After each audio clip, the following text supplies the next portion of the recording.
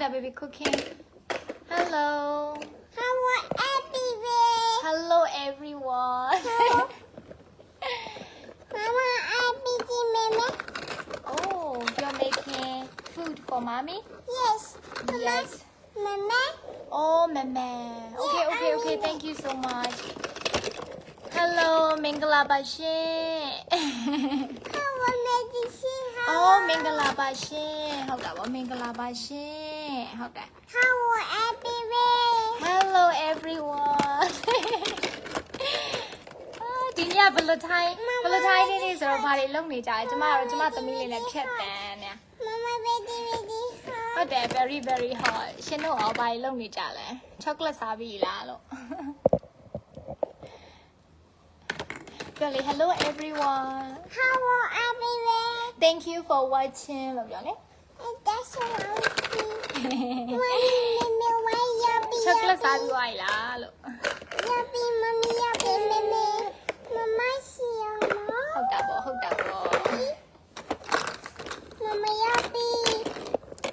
Yappy. Baby, what are you cooking, baby? Oh, you're making sushi. Hello. Mileba, how are you, everyone? Oh, thank you. Very, very hot. Oh, wait a minute. Okay, baby, I'll wait.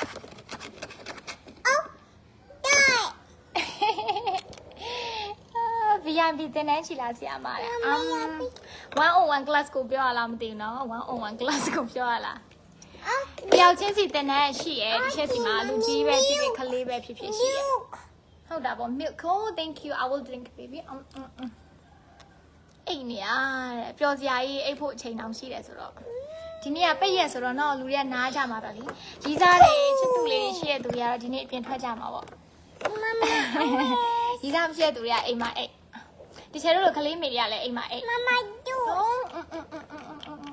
Thank you ဘေးမကြက်မမတို့ကြည်နေ16တောင်ရှိတယ်ပြောလိုက်ပါဦး Hello လို့ပြောလေ Hello You are beautiful ပြောလိုက် You are beautiful Thank you လို့ပြောလိုက်လှလိုက်တာတဲ့ခလေးလေးတဲ့မိမိကိုပြောတာမကြက်ဟုတ်တယ် Thank you လို့ပြောလေ Thank you uncle လို့ပြောလိုက် Thank you Thank you uncle ဟုတ်တာပေါ့ချစ်သူမရှိရဲ့စင်ငယ်တွေကတော့အိမ်မှာပဲနေကလေးမေတွေလည်းအိမ်မှာပဲနေရနော် Oh wait a minute ဟုတ်တယ်ဟိုမှာ uncle and today တော့ကျွေးလိုက်ပါအောင်ကျွန်တော်လေးဘာတွေချက်ထားလဲကျွေးလိုက်ပါအောင် No ချစ်ဒီဘာတွေလုပ်နေတာပြပြလာဘာတွေလုပ်နေတာ Baby what are you doing Oh you're cooking eggs Baby whose is it for mommy or for them For them? Mama. Oh, for mommy. Thank you, baby. Mama.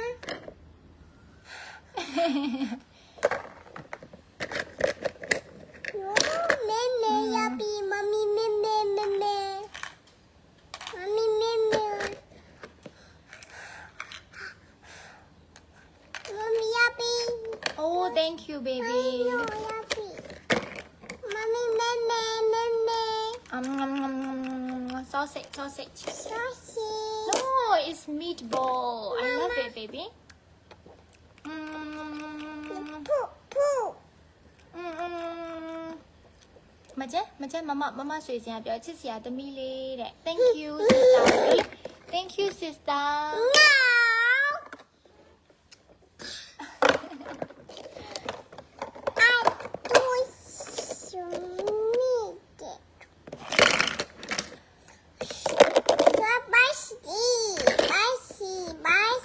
Oh, is it spicy? Yes.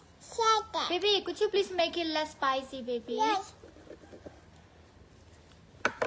Baby, could you please make it less spicy? Mommy has a stomachache, baby. Oh. Oh, Mommy has a stomachache. Can you be the doctor, baby? Yeah. I Yes. help you. Summer English class အကြောင်းသိချင်တယ်တဲ့ Oh, summer English class ကကြောက်လေအခုဒီလောက်ကုန်ပေါ့တသားမီမီလေးတွေစာမေးပွဲကျောင်းကြီးစာမေးပွဲအပြီးစမှာနော်သူကကြတော့ဒီ Thursday Friday Saturday Sunday တပတ်4ရက်တောင်တင်မှာ Mama. အချိန်ကကြတော့တပတ်ကိုညနေခင်း6နာရီကနေ9နာရီတပတ်ကို4ရက်တောင်တင်မှာပေါ့နော် summer class ကအသက်9နှစ်ကျော်10နှစ်အရွယ်ကနေစပြီးတော့တက်လို့ရတယ်တင်တာဒီချက်ကိုတိုင်းတင်မှာနော်တင်တဲ့ကာလကတော့ summer class ဆိုတဲ့အတိုင်းပဲသူက3လကြာဖွင့်ပေးမှာနော်အခုကလေးလေးတွေကသူက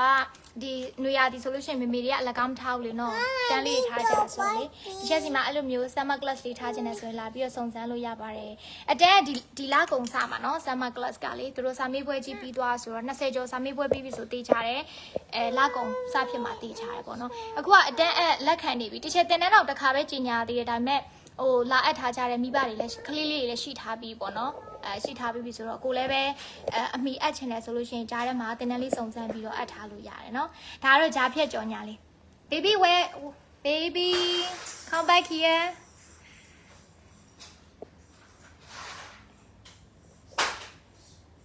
baby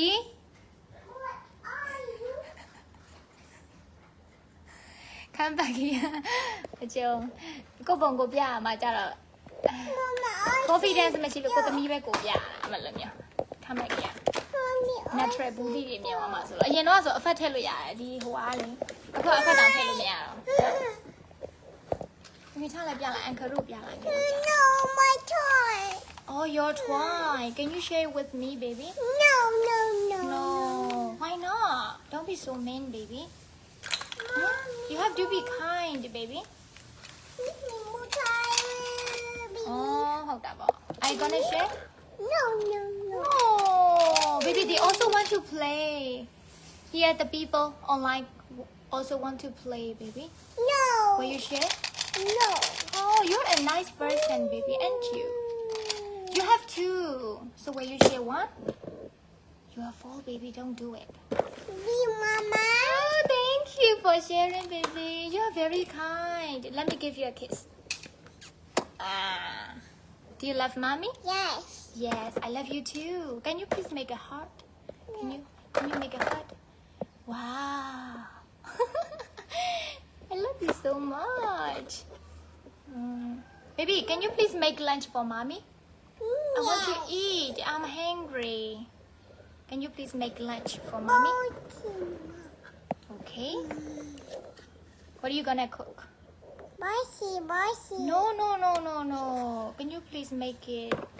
a bit sweet baby not spicy I see bossy. no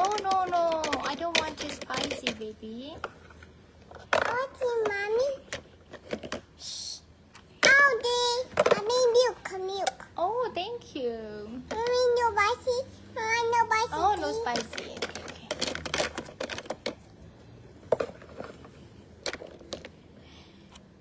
အခုလေတစ်ချက်စီမှာကြားပြကြောင်ညာဝင်လာအောင်ပါတသားမီမီလေးနဲ့အဲ့လိုမျိုးEnglish ဒီလိုမျိုးလေတသားမီလေခလေးလေးတွေပေါ့နော်ငငယ်လေးတွေတစ်နှစ်ကြော်လောက်ကနေစလို့က English လို့လေအထီးတွေ့ရှိအောင်လုပ်ချင်လို့ရှိရင်တစ်ချက်ဆိုတစ်ချက်သမီးလေးနဲ့ English လို့ပဲပြောဖြစ်တယ်ပေါ့နော် English လို့ပြောဖြစ်တယ်မြန်မာလိုလည်းမပြောဘူးလားဆိုတော့မဟုတ်ဘူးမြန်မာလိုလည်းပြောဒါပေမဲ့ English လို့အများစုသုံးဖြစ်တယ်ပေါ့နော်သုံးဖြစ်တဲ့ခါကျတော့ခလေးက English နဲ့တော်တော်လေးအထီးတွေ့များပြီးတော့ तू က English လို့ဆိုလို့ရှိရင်ဘယ်လိုပဲပြော तू ကနားရီဝနဲ့ပြီးရင် तू ကိုယ်တိုင်ကလည်းပြောလိုက်တဲ့စကားလုံးတွေက English လို့များတော့အဖြစ်သုံးတာများတယ်ပေါ့နော်သူပြောတဲ့ဟာလေးနားထောင်ကြည့် English လို့ပဲသူပြန်ပြန်ပြီးတော့ပြောတယ်ပေါ့နော် respond လုပ်တယ်လေအဲ့ခါကျတော့ကိုကသူ့အတင်းလုပ်ယူနေကြမလို့ပဲသူကသူဖြစ်သွားတာအဲ့လိုဆိုအဲ့လိုမျိုးလေးကိုကလည်းကိုသားသမီးလေးတွေတူလေးတူမလေးပဲဖြစ်ပေါ့အဲ့လိုမျိုးကိုယ်တိုင် English practice လုပ်ဝင်တယ်သူတို့လေးတွေကိုလည်းအဲ့လိုမျိုးဖြစ်စေချင်တယ်ဆိုလို့ရှိရင်ဒီချက်မှာလည်းဒီ English for Parents and Kids Attention အဲ့တန်းလေးလည်းတက်လို့ရသူကသင်ခန်းစာပေါင်း30ဦးမှာမလေဒီ topics လေးအခု30နဲ့ပေါ့နော် video lessons လေးတွေနဲ့ပြင်ပေးရကိုယ်တိုင်တက်စရာမလိုToy. ဟုတ်တာပါကိုယ်တိုင်တက်စရာမလိုသင်တန်းချင်း2800တရုံနဲ့အဲ့သင်ခန်းစာတွေကိုအားတဲ့ချိန်ဝင်ပြီးတော့ကြည့်လို့ရတာအဲ့လိုမျိုးပေါ့နော်အဲ့အတန်းလေးလည်းရှိတယ်ပြီးတော့ဆရာမလေးတွေလေ Mama do this. Okay baby can you please stay quiet for a moment baby okay ဆီယာမလေးတွေအတွက်ဆိုလို့ရှိရင်လည်းအတန်းထဲမှာ English လိုမျိုးပြောပြီးတော့တင်တာပေါ့ teacher ဆို teacher တင်တဲ့ဗီဒီယိုလေးတွေတချို့တက်လေးလေးတွေ teacher တင်ထားပေးတယ်ပေါ့နော်ကလေးလေးတွေဆိုလေအသက်6နှစ်9နှစ်လောက်နဲ့သူတို့ကလေ English လိုတော်တော်လေးအဆင်ပြေကိုတင်တဲ့စာကိုလည်း English လိုတင်တယ်ဆိုသူတို့ကလိုက်နိုင်တယ်သူတို့ကိုယ်တိုင်လည်း English လိုပြန်မေးပြန်ဖြေလုပ်နိုင်တယ်ပေါ့နော်အဲ့လိုမျိုးဆိုတော့ကိုကလည်းပဲကိုဘာသာကို freelance အနေနဲ့ဒီလိုမျိုးစာတွေပြန်တင်ဖို့ပဲဖြစ်ဖြစ်ဟိုအကယ်၍ကိုကအလုပ်လုပ်နေရဆိုလို့ရှိရင်လည်းကျောင်းတွေဘာတွေမှာအလုပ်လုပ်တယ်ဆိုလို့ရှိရင်လည်း English လိုပြန်တင်ပေးဖို့လို့အတွက်ကိုလိုအပ်တဲ့ဒီ classroom language ပေါ့နော်အဲ့ဒါလေးတွေတက်ချင်လဲရတယ်အဲ့ဒီအတန်းကကြတော့ तू လဲတင်တန်းချင်း2800ပဲဒါတော့ဆရာမတွေအတွက်ရည်ရွယ်ပြီးတော့ဖွင့်ပေးထားပါ तू လဲတင်ကန်းစာပေါင်း30ပဲကိုတင်ကန်းစာလေးတွေကဒီ Telegram channel ထဲမှာကိုအားတဲ့ချိန်ဝင်ပြီးတော့ကြည့်လို့ရတယ်နှစ်တန်းပေါင်းအပ်တယ်ဆိုတင်တန်းကြီးက6000ကျပ်တက်တာတယ်အဲ့လိုမျိုးအတန်းလဲတက်လို့ရတယ်နော်အရင်တော့ကိုကိုတိုင်းလေး English teacher တယောက်စပြီးတော့ဖြစ်တော့ဆိုလို့ရှိရင်အဲ့လိုမျိုး classroom language နဲ့ပတ်သက်ပြီးတိတ်မရင်းနှီးတဲ့ခါကျတော့လေကိုမှလေလိုက်ရှာရတာသိရမလား online မှာလေပေစာအုပ်ကိုသုံးလို့တောင်းမှမသိအဲ့လိုမျိုးစကားပြောဟာလေးတွေပေးထားတဲ့နေရာတွေလိုက်ရှာတာစုံနေရပဲပေါ့နော်ဒါပေမဲ့ကိုယ်တိုင်ဆီယာမဖြစ်သွားတဲ့အခါ English ကိုကောင်းကောင်းပြောတတ်သွားတဲ့အခါကျတော့အဲ့လိုမျိုးသုံးရမယ့်ဟာလေးတွေကိုလိုမျိုးပဲဆီယာမလေးတွေရှိမှာဆိုလို့လေနော်အဲ့လိုမျိုးလိုက်ရှာနေရတဲ့ဆီယာမလေးတွေရှိမှာဆိုလို့အဲ့လိုတင်တန်းလေးကလည်းရည်ရွယ်ပြီးတော့ဖွင့်ပေးလိုက်တာပေါ့အဲ့လိုမျိုးဟာလေးတက်ချင်တယ်ဆိုလည်းတက်လို့ရတယ် Baby please come back ဒါဘယ်သူရေးထားလဲ present tense တခုအကြောင်းရှင်းပြပါလားဒီချက် What kind of tense Which tense present tense present continuous 哦妈妈好少先开呢去了妈妈好少先开呢去了嘞 Valentine နေ့လေးမှာ去了နဲ့ပြောရွှင်လေးနေမို့ tense ရှင်းခိုင်းနေလို့လုပ်မှာချက်妈妈好少先开呢 Oh baby can you please make strawberry juice for mommy Baby can you please make strawberry juice Do you have strawberries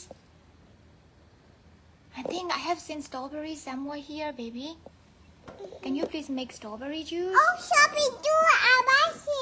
it. Is it in this bottle? Yeah, Is bottle. this strawberry juice? Yes. Are you sure?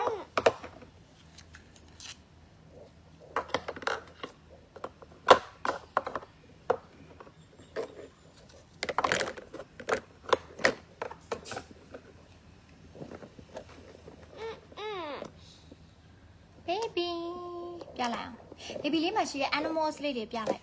သူတို့ကတိချင်တာတဲ့ animals လေးဘာကောင်လေးတွေလဲတဲ့ No, Mama. ဒီမှာလေး come sit here sit here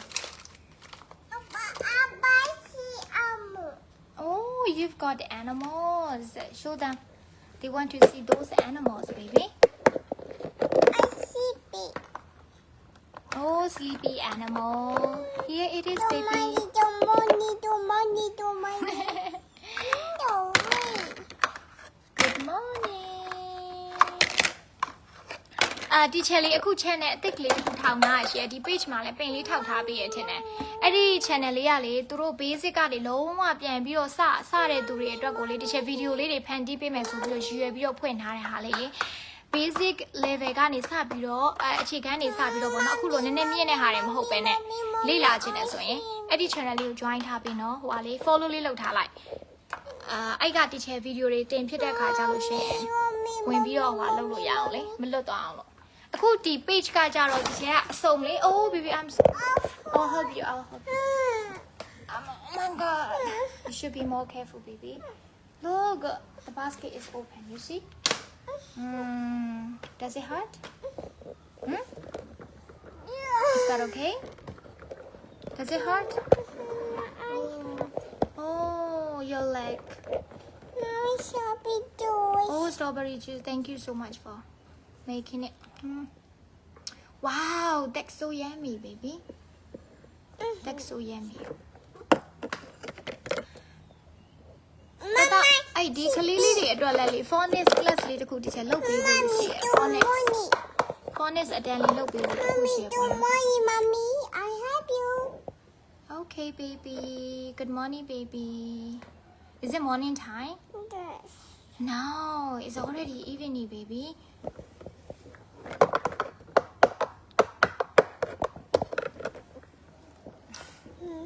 My baby.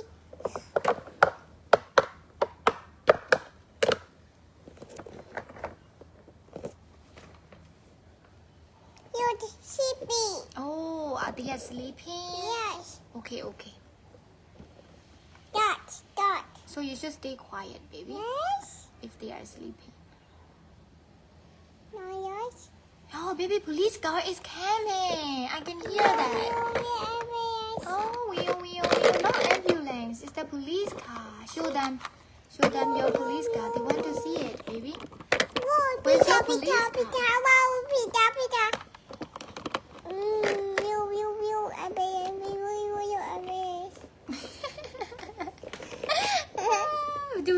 Do we let go?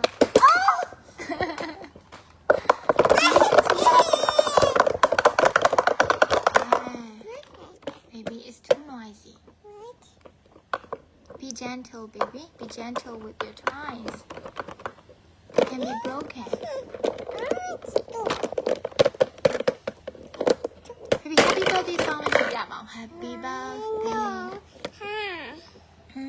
Happy birthday. One more time. Happy birthday to you. It's not an ambulance, baby. It's a police car. They are policemen. They are policemen in the car. You see? Hi, police car. Can you please stop for a while? I want to talk to you. Please wait. Stop.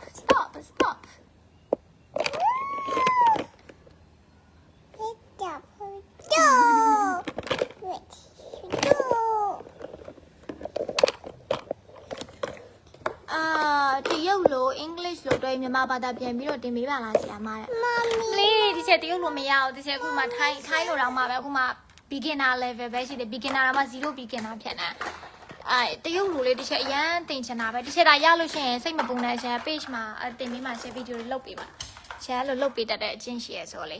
လုပ်ပေးပါ။ English လိုတွဲမြန်မာဘာသာပြန်ပြီးတော့မြန်မာလိုနဲ့ English လိုဆိုတော့အဆင်ပြေတရုတ်လိုဒီချက်မရအောင်။စာလည်းမရှင်းပြဘူးတဲ့စိတ်မပူနဲ့ချက်ရှင်းပြပေးမယ်ပဲ test လဲတာပြောလိုက်မမစာတပုတ်ရှင်းပြလိုက်မယ်နော်မမ test တစ်ခုရှင်းပြလိုက်မယ်ဟုတ်ပြီလားတစ်ချက်ပဲ tense လေးရှင်းပြရင်ကောင်းမလဲဆိုတော့အလွယ်ဆုံး tense လေးရှင်းပြလိုက်မယ် present tense ဒီမှာရေးပေးမယ် present tense ကိုမရေးလို့ရလားဘယ်နှမရေးရလဲကိုမတချို့လေ present tense simple present tense present simple tense တို့မျိုးစုံခေါ်ကြတယ်ဘယ်လိုပဲဖြစ် present tense ပဲသူကလေ present tense က verb number 1 verb 1မှာဆိုရင်လေသူကပုံစံနှစ်ခုရှိရယ်သူက SES မပေါင်းတာရယ် SES ပေါင်းတာရယ်ဘယ်လိုမျိုးလဲဆိုတော့မှပြ go goes have has do does အဲ့လိုပုံစံမျိုး verb 1မှာ SES မပေါင်းတာရယ် SES ပေါင်းတာရယ်အဲ့လိုမျိုး present tense ကိုနှစ်ခုစလုံးတချို့အဲ့ခုနကတော့ပြောလိုက်တဲ့ SES မပါတာ SES ပါတာနှစ်ခုစလုံးအဲ့ဒါ present tense တချို့ကလူဘိန်းနားလည်အောင်ပြောတော့ verb number 1ပေါ့သူ့ကိုတချို့ကဘယ်အချိန်မှာသုံးရလဲဆိုရင်ကိုနေ့စဉ်ပုံမှန်လုပ်လို့ရှိတဲ့အရာတွေကိုပြောရင်သုံးတာဥပမာဆိုလို့ရှိရင်မနက်ခင်းဆိုရင်အဲ့ရအစောကြီးထားတာညဆိုရင်အဲ့ရနောက်ကျမှဝင်တာ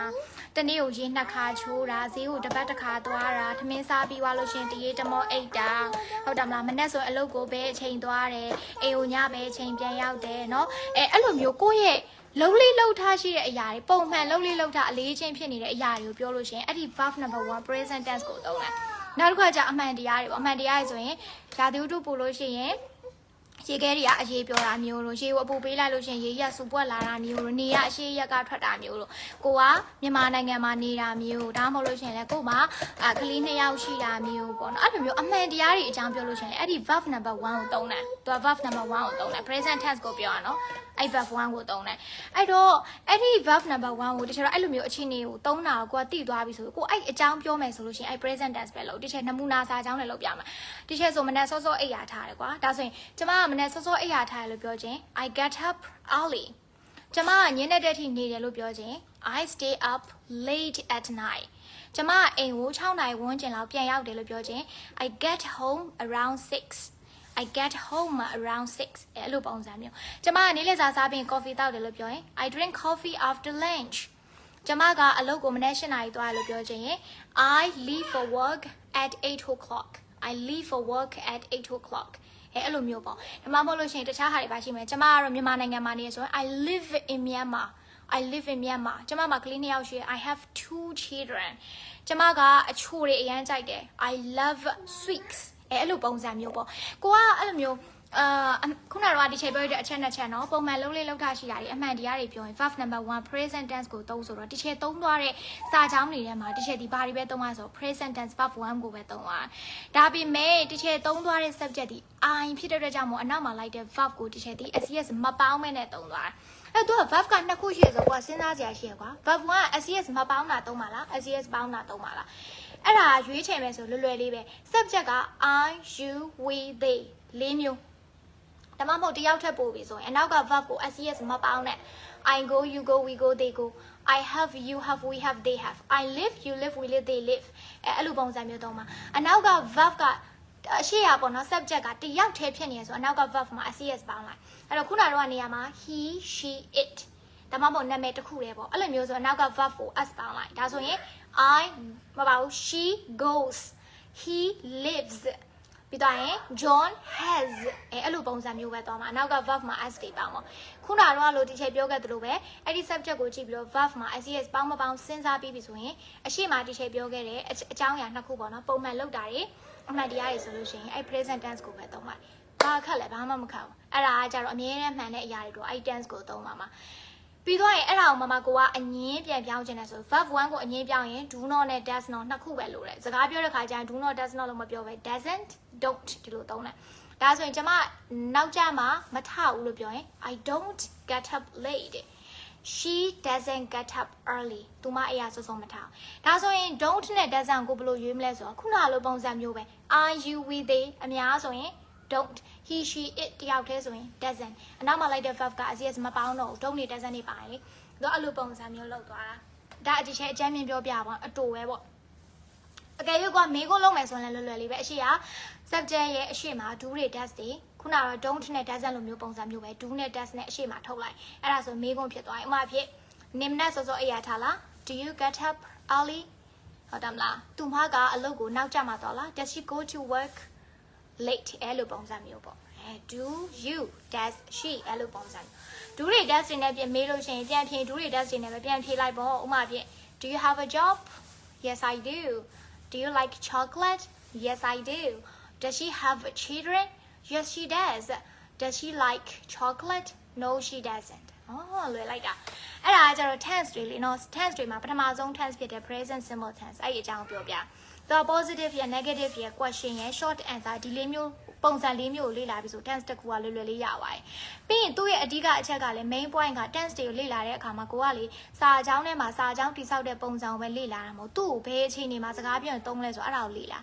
အဲ့ဒါမှကိုကအပြင်မှာစကားပြောတဲ့အခါမှာပြန်သုံးနိုင်မှာခုနကတစ်ချက်ပြောဆိုလို့ကိုပုံမှန်လုပ်တဲ့အရာတွေအမြဲတမ်းမှန်တဲ့အရာဆို present tense သုံးဆိုကိုစကားပြောရင်စဉ်းစားလိုက်ဒါငါပုံမှန်လုပ်တဲ့အရာကိုပြောချင်တာလားဒါဆို present tense ကိုသုံးမယ်အမှန်တရားကိုပြောချင်တာဒါဆို present tense သုံးလွယ်လိုက်တာဘာမှမခက်ဘူးအင်္ဂလိပ်စာလေအဓိက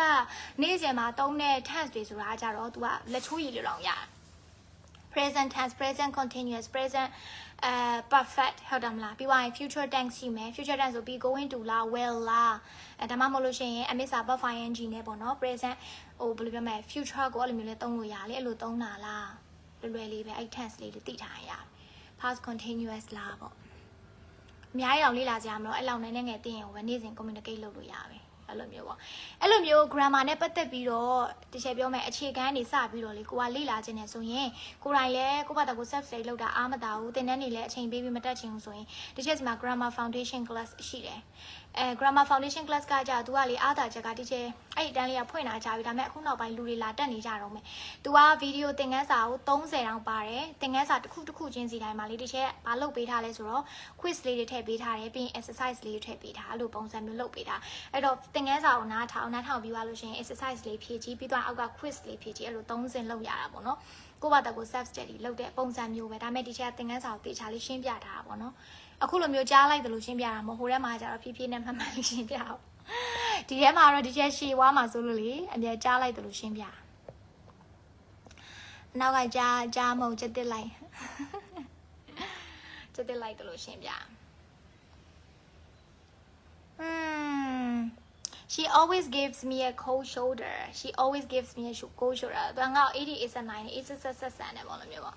အဲ့လိုပုံစံမျိုးပြောတာ အဲ့ဒါလူတွေကကြောက်လေ EDMs တွေကိုလေ့လာမှာသိလားသူကစကားပြောတဲ့အခါမှာလေအလှစကားလုံးလေးပေါ့နော်ဟိုအဲ့လိုစကားလုံးလေးစကားလုံးအတွဲလိုက်လေးရှိရကိုကစကားလုံးတစ်လုံးချင်းစီရဲ့အတိတ်ပဲနဲ့ကောက်လို့မရတဲ့အဲ့လိုမျိုးစကားလုံးအတွဲလိုက်လေးဆိုတာရှိရအဲ့စကားလုံးလေးအတွဲလိုက်လေးကိုကနေပြီးတော့သူ့ရဲ့အတိတ်ပဲနဲ့တွဲပြီးမှတ်ထားရဲဆိုရင်ဒါမျိုးလေးသုံးလို့ရပါပေါ့အဲ့ဒါမျိုးတွေကြောက်လေ IELTS တွေဖြေတဲ့အခါမျိုးတို့သိရမလားနည်းနည်းဟိုစကားကိုမ English လိုမျိုးကောင်းကောင်းပြောတတ်တဲ့လူမျိုးအချင်းချင်းစကားပြောတဲ့အခါမှာကိုက fluently ပြောပြ